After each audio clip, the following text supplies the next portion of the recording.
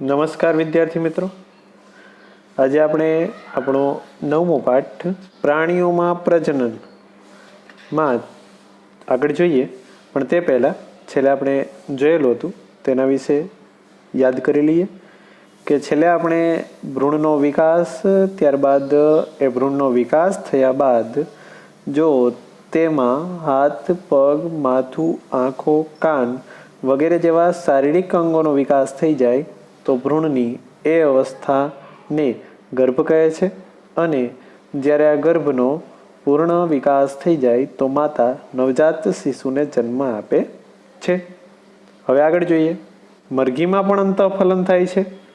તો શું મનુષ્ય અને ગાયની જેમ બચ્ચાને જન્મ આપે છે?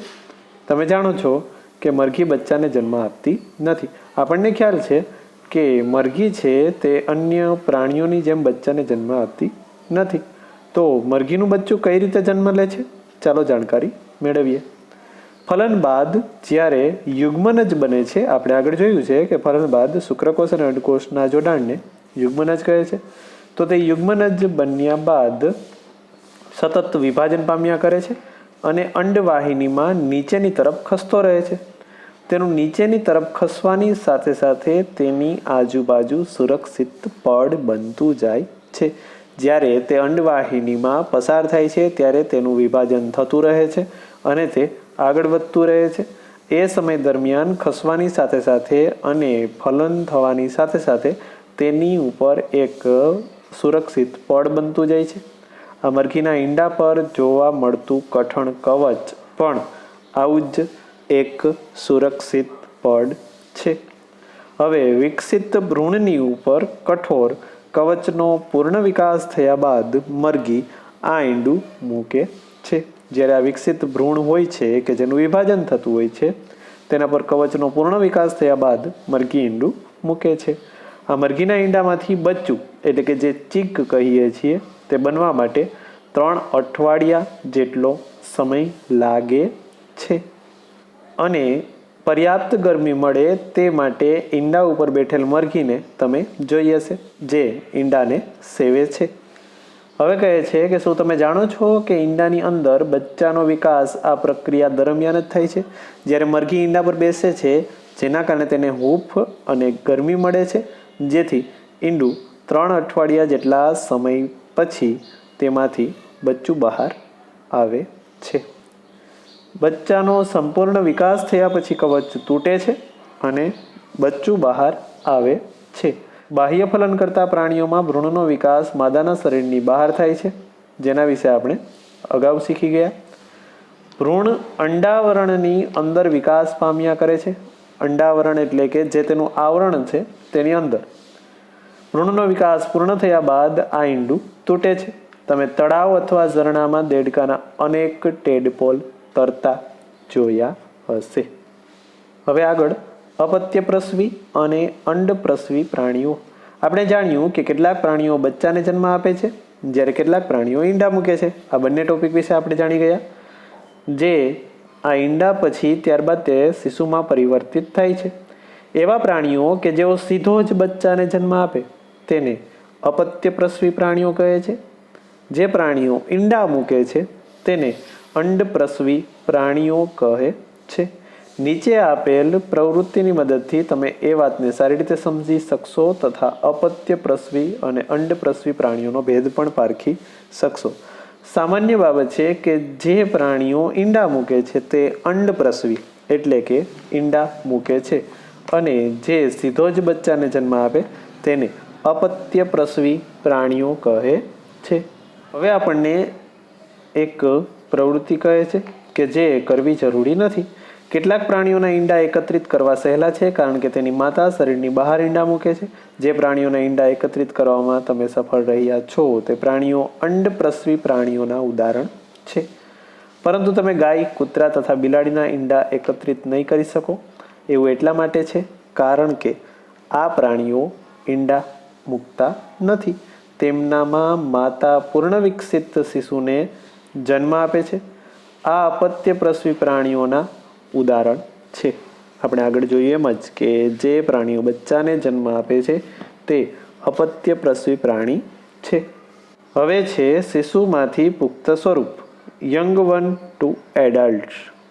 નવજાત જન્મેલા પ્રાણી અથવા ઈંડાના તૂટવાથી નીકળેલા પ્રાણી ત્યાં સુધી વૃદ્ધિ કરતા રહે છે જ્યાં સુધી તે પુખ્ત થતા નથી. કેટલાક પ્રાણીઓમાં નવજાત બચ્ચા પુખ્ત પ્રાણીથી સાવ અલગ જ દેખાય છે.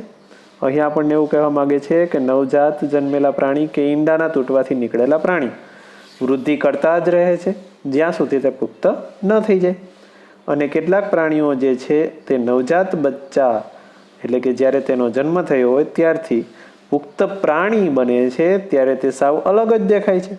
દ્રષ્ટાંત તરીકે આપણને કહેલ છે રેશમના કીડાનું જીવનચક્ર, જે આપણે ધોરણ 7માં શીખી ગયા છીએ. તેમાં શરૂઆતમાં ઈંડા, ત્યારબાદ લાર્વા અથવા ઈયળ, ત્યારબાદ પ્યુપા અને ત્યારબાદ પુખ્ત જે પતંગિયું બને છે. તે બંનેમાં આટલો તફાવત છે. તો દેડકો આ પ્રકારના પ્રાણીઓનું અન્ય એક ઉદાહરણ છે. દેડકામાં ઈંડાથી શરૂ કરીને પુખ્તતા સુધીની તમામ અવસ્થાઓનું નિરીક્ષણ કરો. અહીં આપણને તેની જે શરૂઆતથી માંડીને અંત સુધી પુખ્ત દેડકા સુધીની તેની જીવનચક્ર દર્શાવેલું છે. તો તેમાં કહે છે કે આપણે 3 સ્પષ્ટ અવસ્થાઓ અથવા તબક્કાઓ જોઈ શકશું, જેમ કે ઈંડા, ત્યારબાદ છે ટેડપોલ, ત્યારબાદ છે પુખ્ત. તો શું ટેડપોલ પુખ્ત દેડકાથી ભિન્ન હોય છે? હા, આપણને આકૃતિમાં જોવા મળે છે. શું તમે વિચારી શકો છો કે કોઈ દિવસ આ ટેડપોલ એક પુખ્ત દેડકો બની જશે? તેવી જ રીતે રેશમનું કીડાની ઈયળ અથવા પ્યુપા પુખ્ત રેશમના કીડાથી ખૂબ જ અલગ દેખાય છે. આ જ રીતે આપણે જોવા જઈએ તો ધોરણ 7માં જે શીખી ગયા છીએ કે રેશમના કીડાની જે ઈયળ હોય છે તેમાંથી જ્યારે પુખ્ત રેશમનો કીડો બને છે તે બંને ખૂબ જ અલગ દેખાય છે. પુખ્ત દેડકામાં કે પુખ્ત પ્રાણીમાં જોવા મળતા લક્ષણો નવજાતમાં જોવા મળતા નથી. તો પછી ટેડપોલ અથવા ઈયળનું ત્યારબાદ શું થાય છે તેના વિશે જોઈએ. તમે એક સુંદર ફૂદાને અંડઘર એટલે કે કકુનમાંથી બહાર નીકળતું જોયું હશે. ટેડપોલ રૂપાંતર પામીને પુખ્ત દેડકામાં ફેરવાઈ જાય છે. એટલે કે જે ટેડપોલ છે તેની ત્યાર પછીની અવસ્થા જે પુખ્ત દેડકો છે તેમાં રૂપાંતરણ પામીને ફેરવાઈ જાય છે, જે કૂદી શકે છે અને તરી શકે છે. કેટલાક વિશેષ પરિવર્તનોની સાથે ટેડપોલનું પુખ્તમાં રૂપાંતરણ પામવાની ક્રિયાને કાયાંતરણ કહે છે.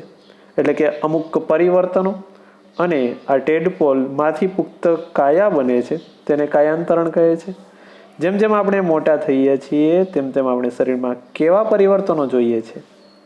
શું તમે વિચારો છો કે આપણું પણ કાયાંતરણ થાય છે? મનુષ્યમાં જન્મ સમયથી જ નવજાત શિશુમાં પુખ્ત જેવા જ શારીરિક અંગો આવેલા હોય છે. હવે છે અલિંગી પ્રજનન, અસેક્સ્યુઅલ રિપ્રોડક્શન. અત્યાર સુધી આપણે પ્રજનન પ્રક્રિયાઓનો અભ્યાસ એવા પ્રાણીમાં કર્યો કે જેનાથી આપણે પરિચિત હતા, પરંતુ અત્યંત નાના પ્રાણીઓ જેવા કે હાઇડ્રા તેમજ સૂક્ષ્મદર્શી પ્રાણી જેમ કે અમીબા કે જેના વિશે આપણે ધોરણ 7માં પણ શીખી ગયા માં પ્રજનન કેવા પ્રકારે થતું હશે? શું તમે તેઓની પ્રજનન કરવાની રીત વિશે જાણો છો? તો ચાલો તેની જાણકારી પ્રાપ્ત કરીએ. અહીં આપણને પ્રવૃત્તિ 9.3 આપેલી છે, જેમાં હાઇડ્રા છે. તો હાઇડ્રાની સ્થાયી સ્લાઇડ લો. આ વિપુલ દર્શકાચ અથવા સૂક્ષ્મદર્શક યંત્રની મદદથી સ્લાઇડનું નિરીક્ષણ કરો. પિતૃ શરીર ઉપરથી શું કોઈ ઉપસેલી સંરચના જોવા મળે છે? અહીં આપણને જોવા મળે છે જે સંરચના છે જે ઉપસેલી એક જોવા મળે છે. આ ઉપસેલી સંરચનાઓની સંખ્યાની ગણતરી કરો. આ સંખ્યા ગણતરી કર્યા બાદ તેનું કદ નોંધો. હવે હાઇડ્રાનું ચિત્ર એવું જ બનાવો જેવું સ્લાઇડમાં દેખાય છે.